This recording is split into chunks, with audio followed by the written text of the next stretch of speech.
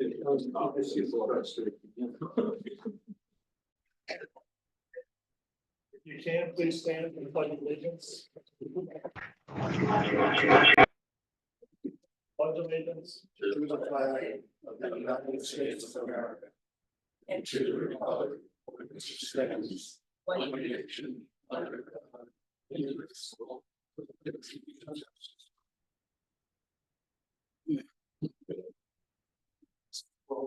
Okay. See who all the officers. I see who all the officers are over here. We got Gordon over here is the treasurer. We have Bruce, who's the secretary. We have Steve, who's technical and membership.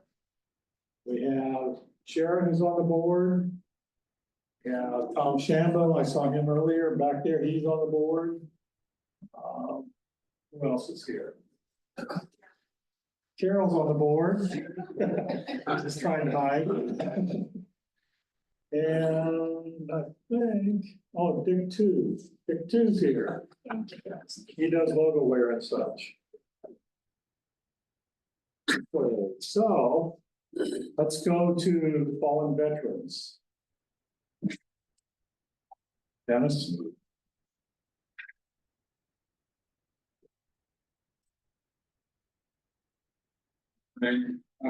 We have two fallen veterans this month.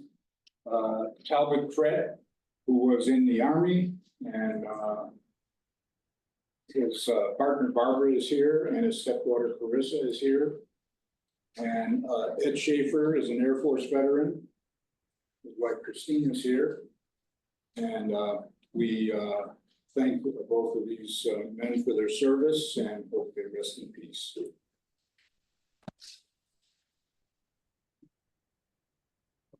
Please stand, please rise.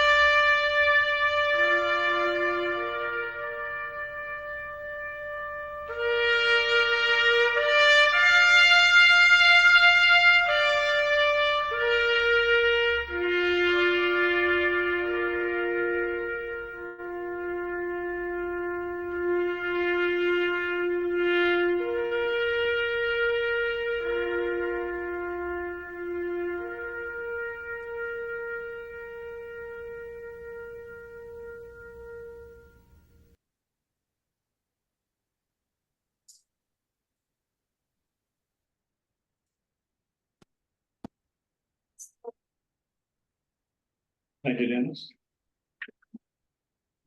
Now we have. Thank you for your service. Now we have special guests. It's the Sunflower Quilters Club. We donated $300 to them, and this is the result of that $300 that we donated up here on the table. Welcome to the Quilters Club.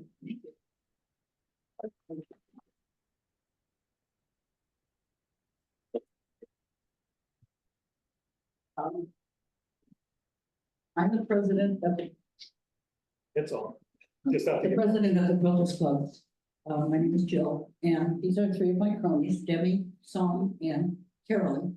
I've been gone for 2 months until Saturday, so I kind of rushed into things when I got back. But these ladies have been working for the last several months, making these quilts as we did last year for the hospice, Veterans Hospice group. And so we are here to present those to you. And to thank you for your donation, because that certainly helped us cover some of the cost of the fabric. And you know, that doesn't get any cheaper. So if it's okay with you guys, we'd like to show you a few. Okay, so ladies, grab one and let's go. Okay. They're all different sizes. Different sizes, different patterns, different whatever.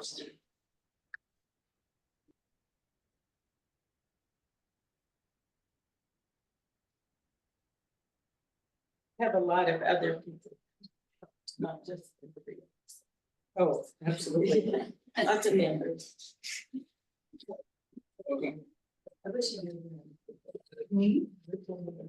Just gonna show you a few. Oh, we also have some pillowcases and a few placemats, all done in the red, white, and blue. Just a couple more. Oh, that's my strengths. Oh, this is. That's called All My Stars. Oh, that's. Yeah, yeah. That's a really. This is really, this is really interesting. It's just fun to see. We haven't even seen what everybody does because everybody else does something a little different. And so, those are for, we all take a lot of help from each other. We're very good at giving opinions. Speak in the mic, please. So, I'm sorry.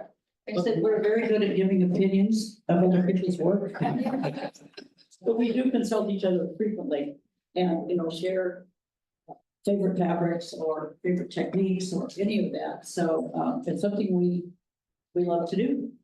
So just from us to you, it was a privilege and a pleasure to do it.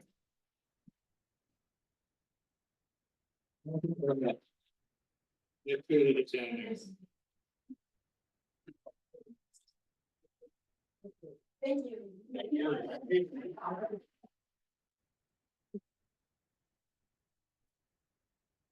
Guest speaker today is probably known by most of you. He will tell us a little about himself, his family's military service, what's happening around Sunflower. Please welcome Sunflower HOA Board President Tom Swain.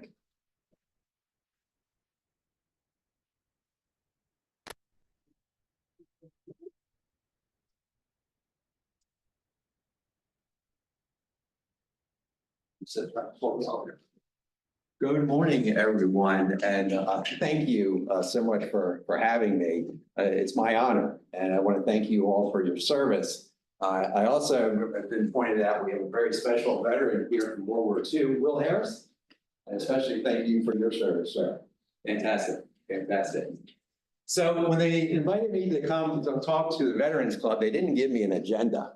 So don't worry, I'm not going to talk to you 20 minutes about what's going on in Sunflower. Actually, it's a very small piece. But what I thought is there's a link that does connect all of us, and it's veterans. And I'm very proud of the veteran impact that my family has had. And I feel at home here. And I just want to share some information with you because I don't know if their story is dissimilar or similar, but hopefully it will have reach a chord. So a little bit. I knew that wasn't going to work. Still not going to work. So you can just go to the first slide. Okay. A little bit about my dad and my mom. Okay. My dad was 15 years old on December 6th, 1941.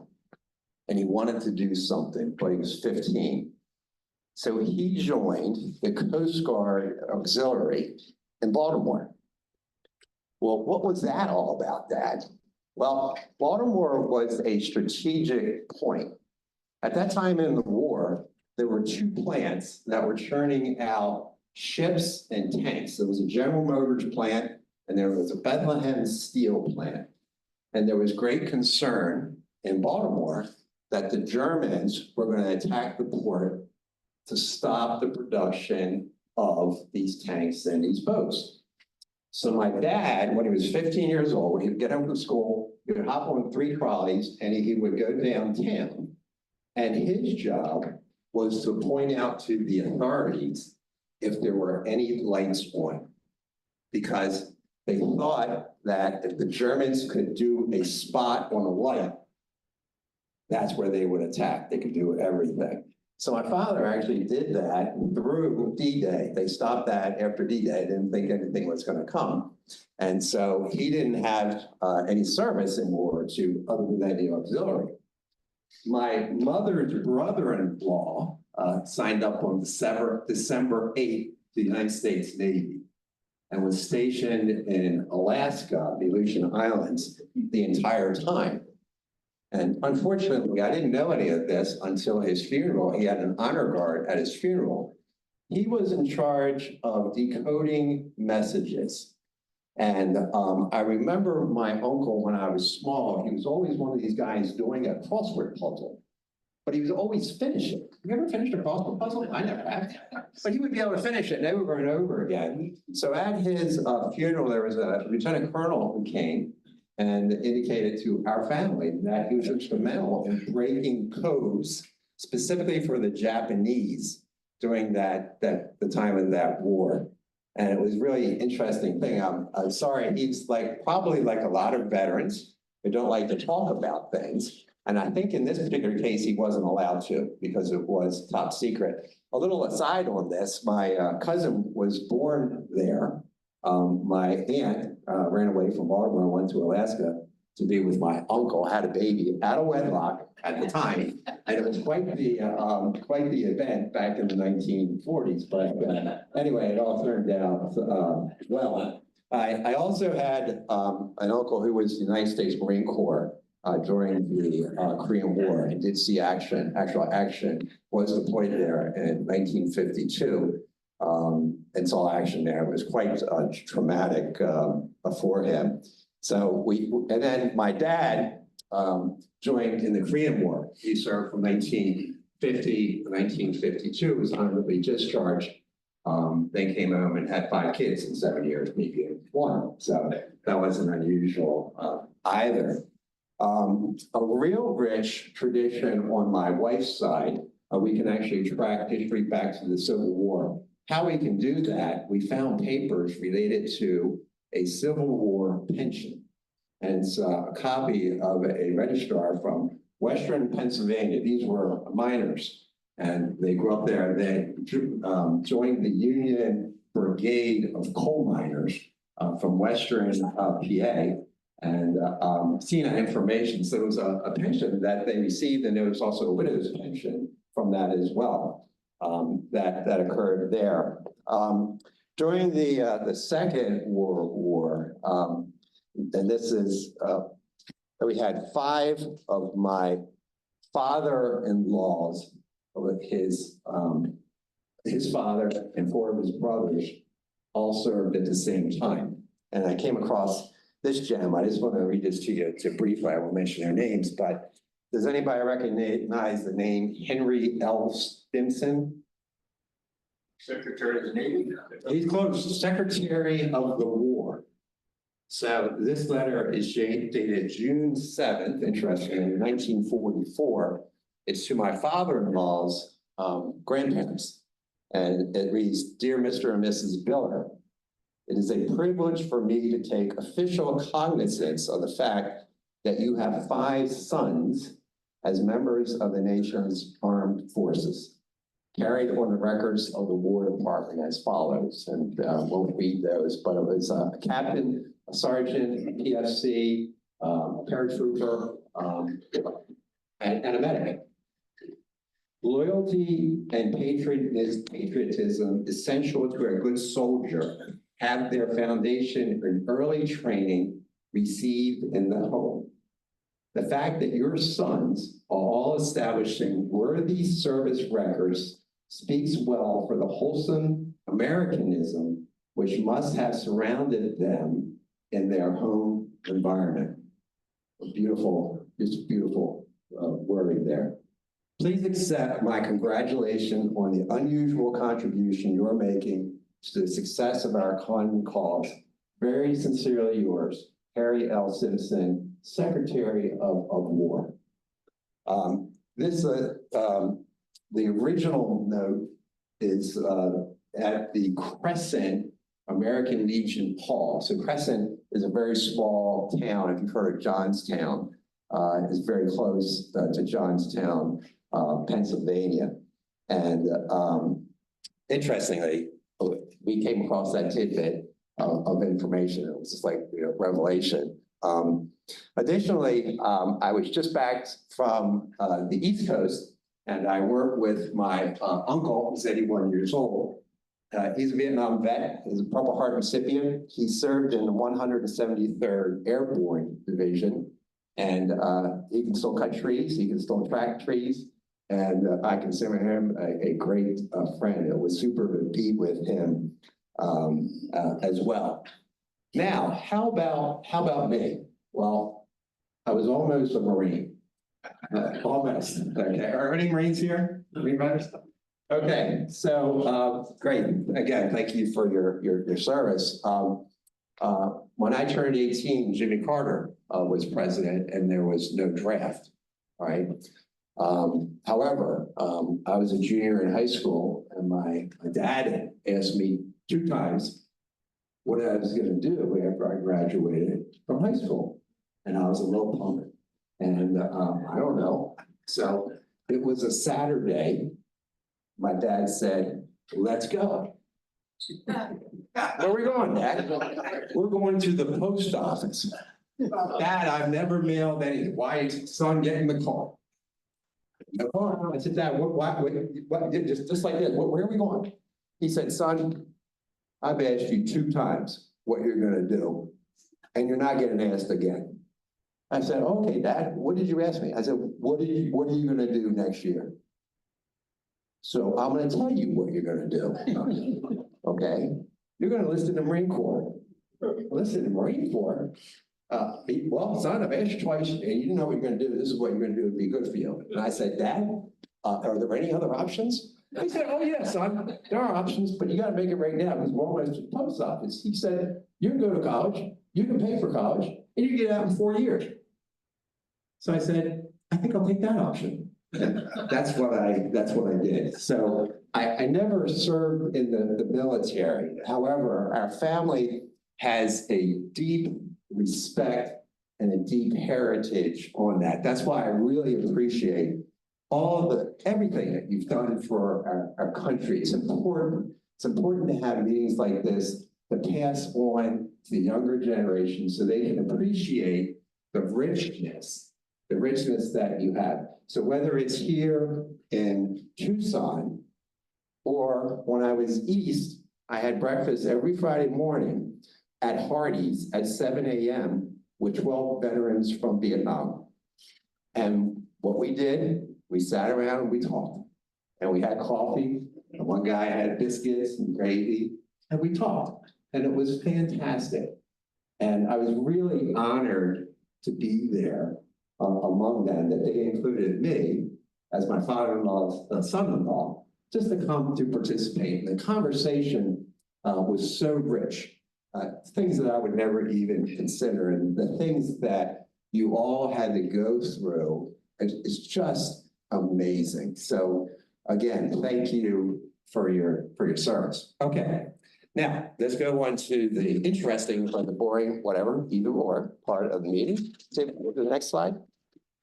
Oh, so, okay, a couple things going on that may impact everybody here. So grills, my grill's up there for it.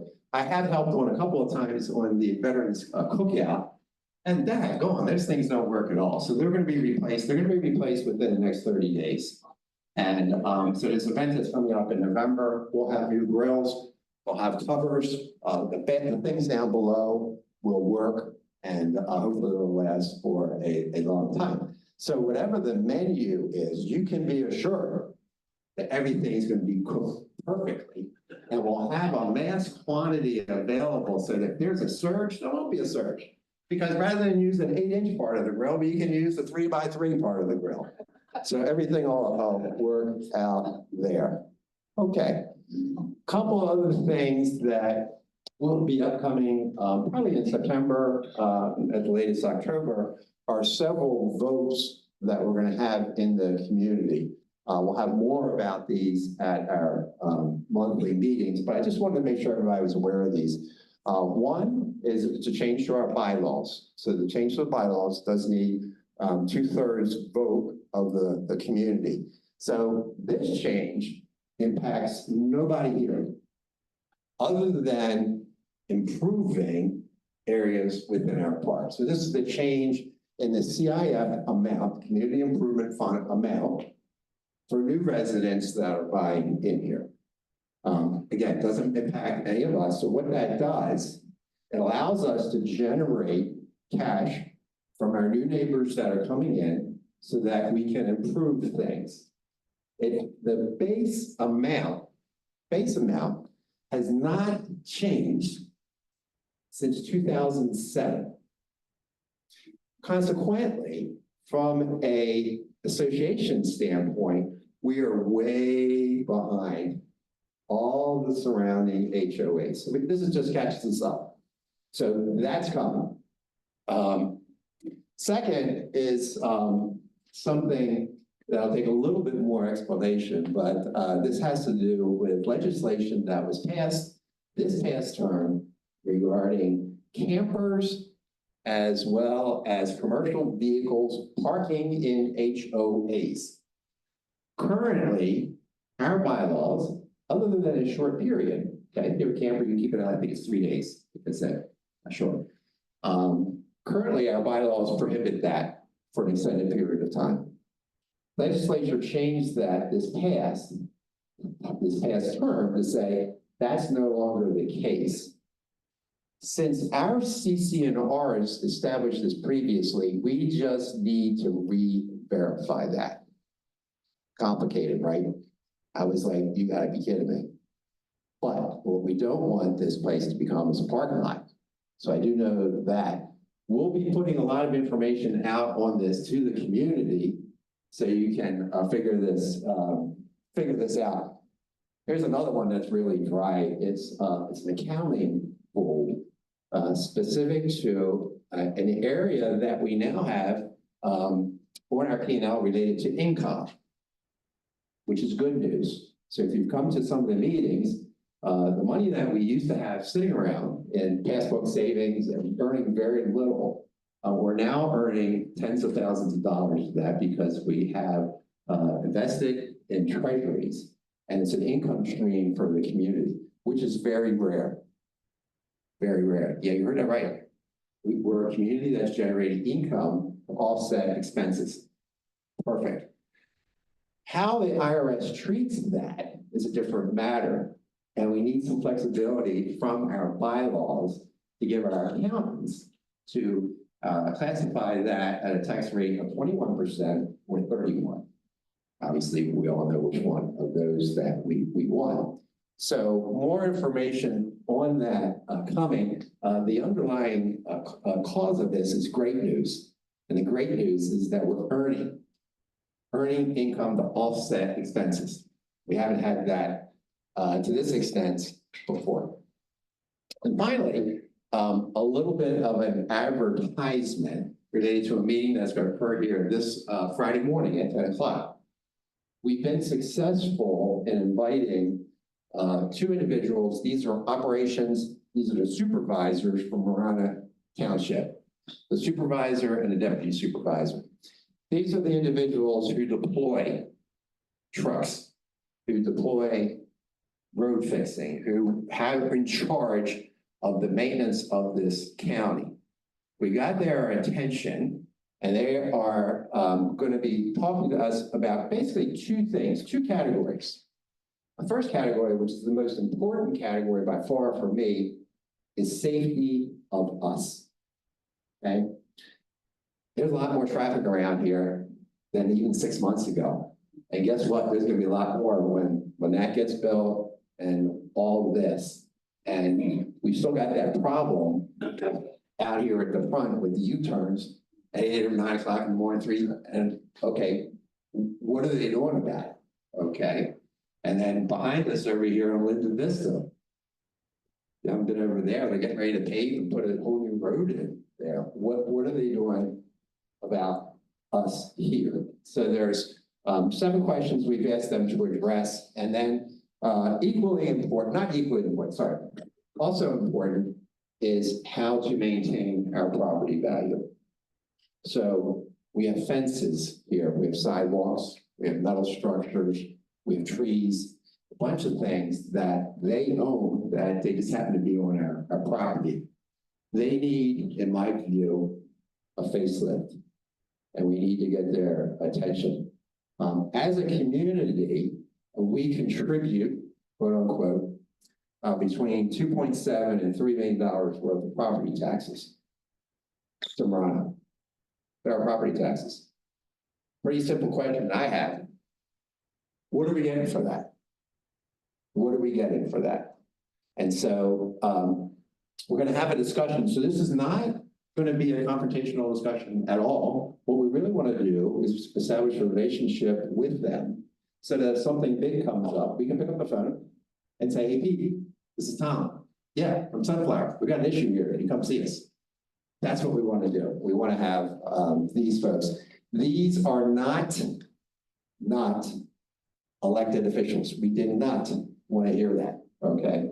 These are the folks that hopefully should be able to get us some answers, or at the very minimum, realize that this community of citizens has some concerns that we demand to be addressed because we want our fair share. So that's Friday, and I understand that we're going to have some special made cookies, Catherine Martin. No, it's true. No, I'm not kidding you. I mentioned it at the meeting. She said, would you like me to make some? I said, yeah, 3 dozen.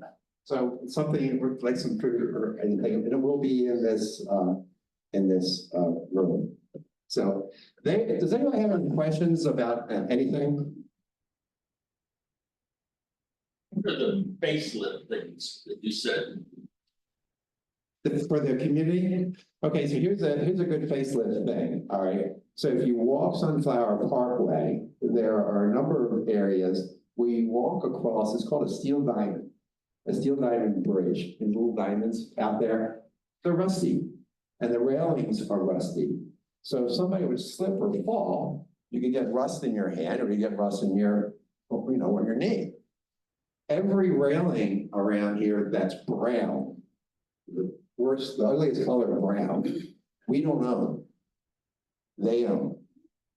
Okay, when it's been painted last, unknown. Okay, that affects all of us because it looks terrible. Another one would be, there's at least 3 different gates that are throughout the community. If you're over on the far side over there, they one of them connects to the new development, and then there's one right off of Orange Canyon. The fences are busted. They're ill repair. So that's a poor evaluation of the county, and it makes the upkeep that we're trying to take look bad as well. And one other thing, so I got a whole list here, as you can tell. I'm not real happy with the roads around here either. Okay, I get it. They chalked everything, or they tarred the roads, I think 2 years ago, 3 years ago. However, there are still areas that don't work. And then finally, I'll get to your question in a second, is I don't like what they're doing to the monuments, especially down in this corner. It looks like a parking lot. This corner over here, you can't even see the sunflower. Okay, we didn't do that, they did that. So what are they gonna do? And I think that's more than cosmetic, because if you're coming up Silverville, you wanna see where it is. You have cars parked in front of it.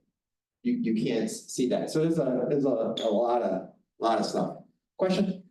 Does the town of Marana or the city of Marana own a lawnmower? So we do have, it's a good question. We do have that as one of the so the issue with the wash, as I brought up to them, there's really 3 issues, and there's probably 33. There's 3 issues. Number 1, it's extremely overgrown. Okay, it has not been maintained. There's 2 questions would be due to the sediment as well as the overgrowth. If we really get a gully wash or a big one, would water flow down there? I don't know. I don't know about this one over here because that's higher. We already have 3 areas where we have pooling of water. Okay, pooling of water, animals, mosquitoes, whatever. That's not the intent of that wash. And then the final thing, I either want to get clarification or direction from them. I heard, so this is hearsay, that they only have 1 mower for all the washes in Marana. Now, I've heard that. So somebody told me, so wow, they only do ours once a year, so I gotta believe it. So the question is, what are you doing about that?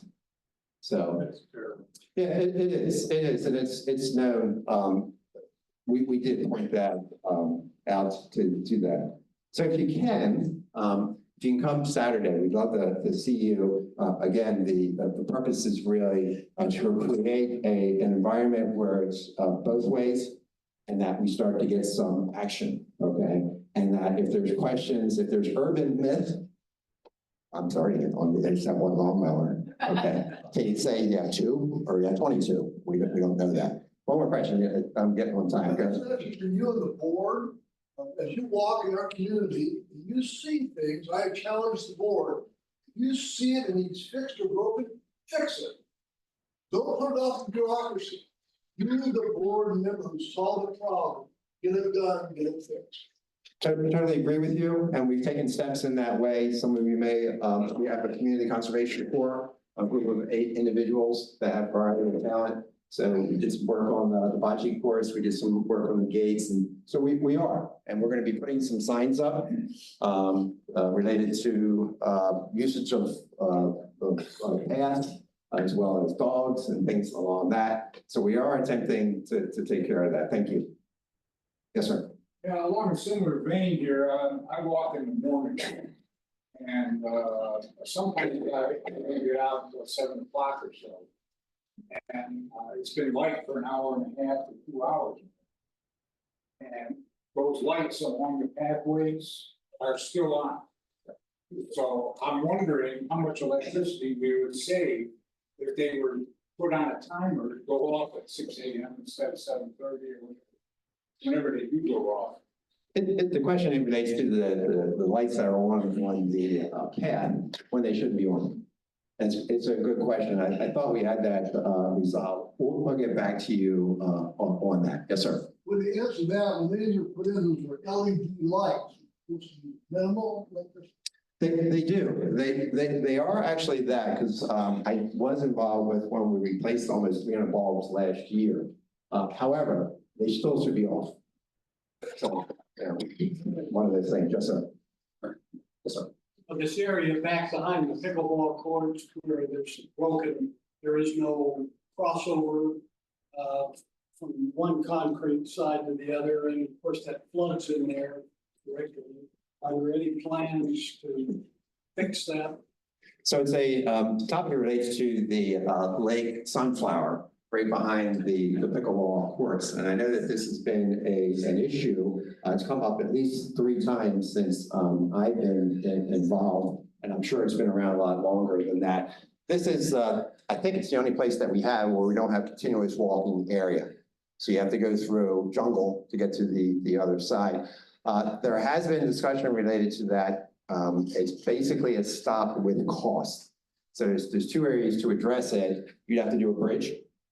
Okay, because you can't block that area off.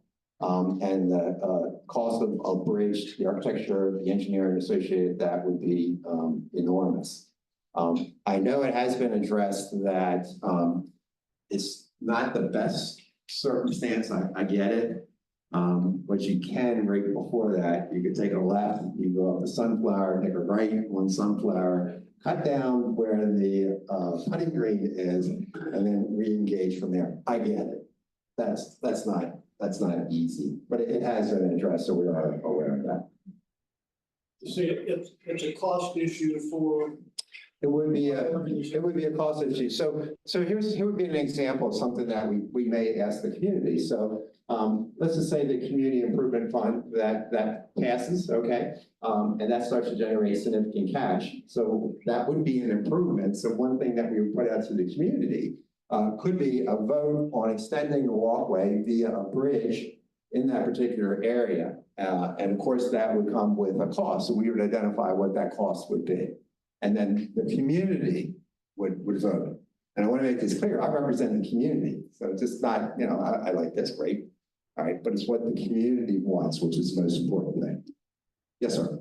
Yeah, here talk about replacing the mailbox. Anything to that? That's another one I hear snippets of. I know that I believe a new mailbox in that same style, I think it's over $300.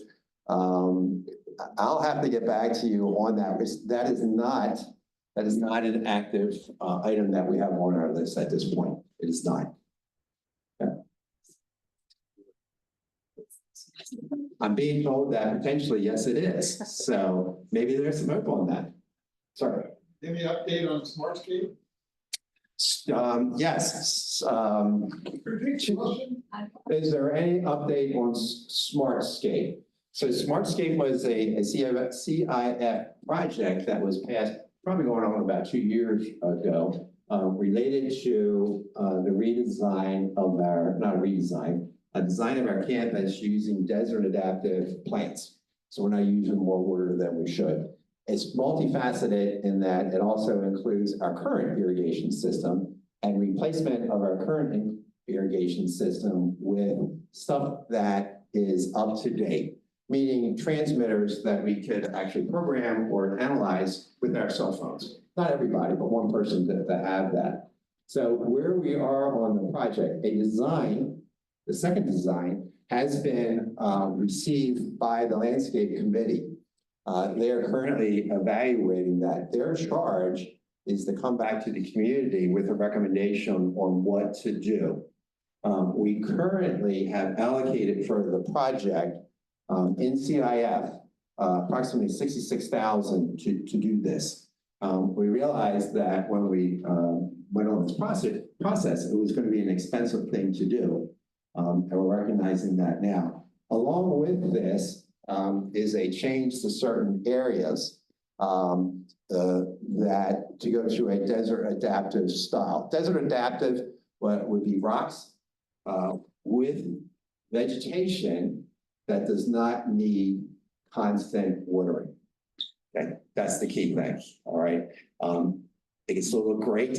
It can still look, beautiful, enhance our community, but at the same time, save long-term money, as well as valuable environmental resources, i.e.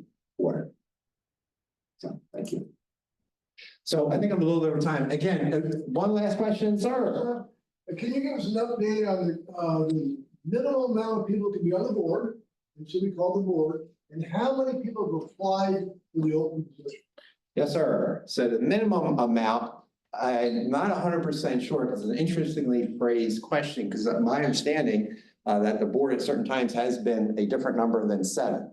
Yes. Okay, so I believe the number would be 5. So I'm positive it can't be 6. Okay, I'm positive of that. So we would be 5 would be the minimum. We currently have 4 applicants for the next board, and really congratulate those folks. The biography of those individuals is on one of the screens as you come in. So they're very, very detailed, very, very interesting, riveting reading. Make sure you take your time with that. I'm just kidding. So in closing, I really thank you for having us. It's really my honor to speak to you. The first part of my discussion, that's where I wanted to stay with you. All this operation stuff, we got good people on the board. We'll get all this, but being a veteran is a lot, and you're cherished, you're thanked, and the sacrifices that each of you have made are really appreciated. And I just feel great having the honor to address you. So thank you very much.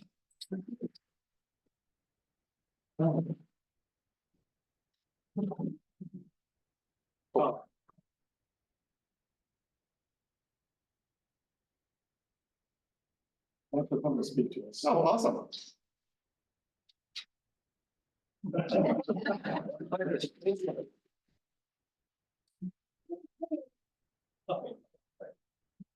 Okay, now that we know all of that good stuff, Gordon, you're on.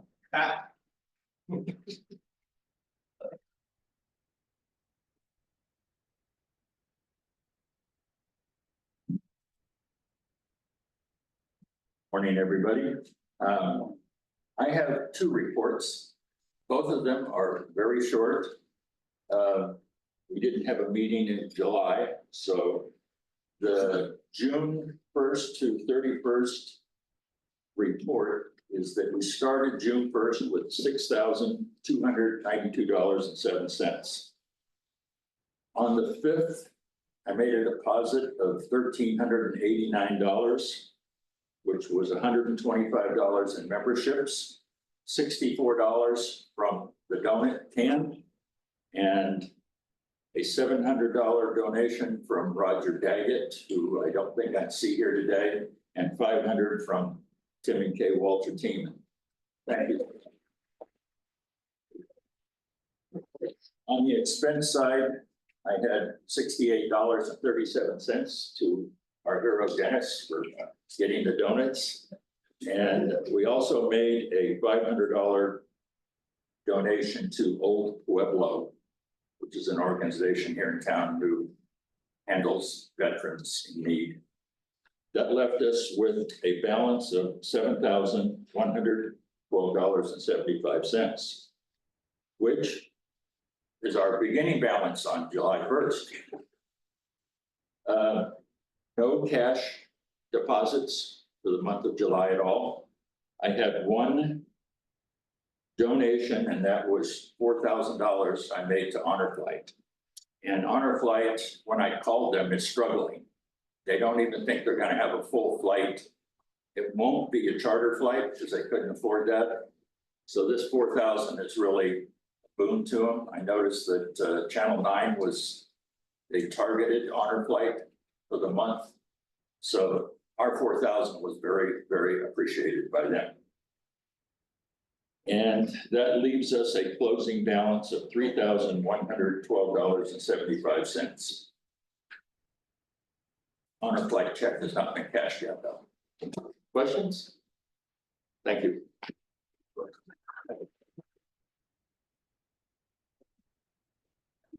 Thank you, Gordon. Okay, next up is new business. The fall barbecue is going to be here. It's scheduled for October 5th. And I understand we now have, when the ticket sales are going to be, that'll be disseminated soon. Karen, is there anything you want to say about that? No, just gotta get the show on the road. Yeah, it's going to be coming up pretty quick. Yeah. Okay, and any new or returning veterans? No new veterans, okay. Anything for good of the cause?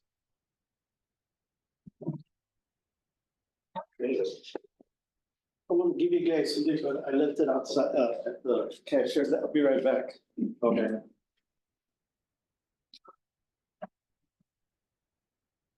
And for those who don't know, Tom Campbell's leaving. He's moving out of the community, but he will be our guest speaker next month, just so you know. You need to be here for that. If nothing else, to say goodbye and hopefully see you soon.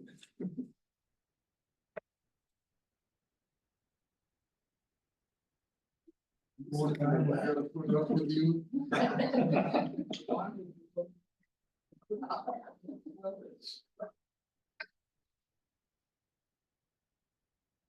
Can I speak now? Yeah. For those who don't know me, my name is David Morales, I'm the commander of DAV Chapter 4 and Niner Road. I believe that when somebody helps you, you should help them back to show your appreciation for their help. I'd like to present this to you guys.